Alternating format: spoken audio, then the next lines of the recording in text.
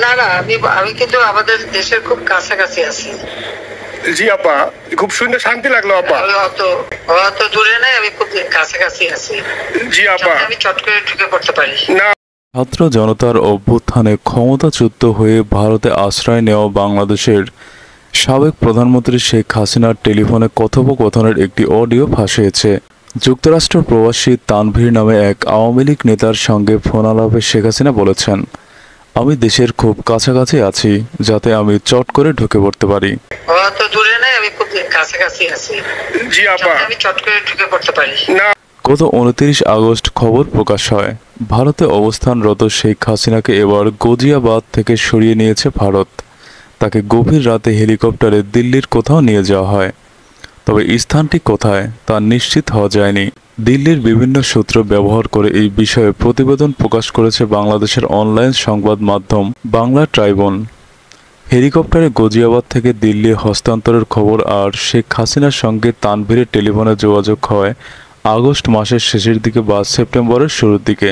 তানভীর শেখ হাসিনাকে প্রশ্ন করেন, আবার বাংলাদেশে একটা নিউজ আসছে, আপনাকে গাজিয়াবাদ থেকে দিল্লিতে ট্রান্সফার করেছে হেলিকপ্টারে করে। হাসিনা বেশ অবাক হয়ে প্রশ্ন করেন, হেলিকপ্টার দিয়ে? কোন দেশের হেলিকপ্টার? ছবি পাঠিয়ে দিও, দেখবো নে। পাঠাইও তো, দেখবো না। কি আজগুবি কথা বলে এরা। জি আপা, এটা তো নিউজ তো আপা দেখেন না আপা। কি একটা আজগুবি কথা বলে ওরা। আমি দেশের খুব কাছাকাছি আছি, অত দূরে নাই, আমি খুব কাছাকাছি আছি, যাতে চট করে আমি ঢুকে পড়তে পারি। এ সময় কাঁদতে কাঁদতে তানভীর বলেন, আপা কষ্ট লাগে, আপনি যে মিডিয়াদের দিয়ে আসছেন এরা সত্য বলে না, এরা কাজ করে না আপা। কই যাব আপা, আল্লাহ আপনারে বাঁচায় রাখুক, আমরা আছি আপা। আপনি যখন নির্দেশ দেবেন, তানভীর তুমি আমেরিকা থেকে চলে আসো, এসে কামরাঙ্গীর চর কেরানীগঞ্জে দলীয় নেতৃত্ব গোছাও, আপনি বললে সাথে সাথে দৌড় দেবো আপা। শেখ হাসিনা বলেন, এখন গেলেই দেবে একখানা মামলা, শেষে কিছুই করতে পারবা না। এখন গেলেই দেবে একখানা মামলা, শেষে কিছু করতে পারবে না, বরং এখানে বসে যে মামলা দিচ্ছে। জি আপা, আমার বিরুদ্ধে 113টা মামলা। জি আপা, আমার বিরুদ্ধে 113টা মামলা। এইসব জিনিসগুলো নিয়ে জাতিসংঘ থেকে সবার কাছে বলা দরকার। ফলস মামলা দিচ্ছে, আমার পরিবারের কেউ বাকি নাই, সবার নামেই মামলা। এরপরে শেখ হাসিনাকে আবার বলতে শোনা যায়, তুমি যেখানে আছো সেখানে তো ইলেকশন চলছে, তাদের ক্যাম্পেইংয়ের সময় তাদের সঙ্গে যোগাযোগ রাখা, ক্যাম্পেইংয়ে সহযোগিতা করার সাথে সাথে এই বিষয়গুলো জানিয়ে রাখা, এদের কাছ থেকে একটা সাপোর্ট নিয়ে আসা। তানভীর বলেন, আমার মনে হয় এবার ট্রাম্প আসবে, ট্রাম্প আসলে আমাদের জন্য খুবই ভালো আপা। এর জবাবে শেখ হাসিনা বলেন, তাদের ক্যাম্পেইংয়ে থাকলে তাদের সঙ্গে যোগাযোগ হলে ভবিষ্যতে কাজে লাগবে, এটা আমি সবাইকে বলে দিয়েছি। এরপর শেখ হাসিনা বলেন, যারা প্রেসে চাকরি করে সবার নামে মামলা, যারা হিউম্যান রাইটসে কথা বলতো, যারা অপোজিশনকে স্পেস দেওয়ার কথা বলতো, তারা তো নেই। এই কথাগুলো তো তাদের সামনে তুলতে হবে। আমরা থাকতে দেশের যে অবস্থা ছিল, এখন তো দেশের অবস্থা খারাপ, মানুষ আর সেই দরিদ্র সীমার নিচে চলে যাচ্ছে, মানুষের খাবার নাই। তখন আনভীর বলে, জি আপা। শেখ হাসিনা আরও বলেন, সব টাকা লুটে খাচ্ছে, ব্যাংকের টাকা সব লুটে খাচ্ছে। এবার আনভীর বলেন, মিডিয়া কতটুকু অন্ধকার আবার দেখেন, আপনার বিরুদ্ধে অভিযোগ আনছে রূপপুর পারমাণবিক কেন্দ্রের, রাশিয়া সরাসরি বলছে এমন কোনো ঘটনা ঘটেনি, ওইটা ওরা প্রচার করে না আপা। শেখ হাসিনা বলেন, না করলে তাতে কিচ্ছু যায় আসে না। শোনো, মানুষ যদি গাধা হয় আমার কিছু বলার নাই। 13 বিলিয়ন ডলার থেকে যদি $500 নিয়ে নেই তাহলে কিভাবে? মানুষ এত বোকা যদি হয় আমার কিছু বলার নেই।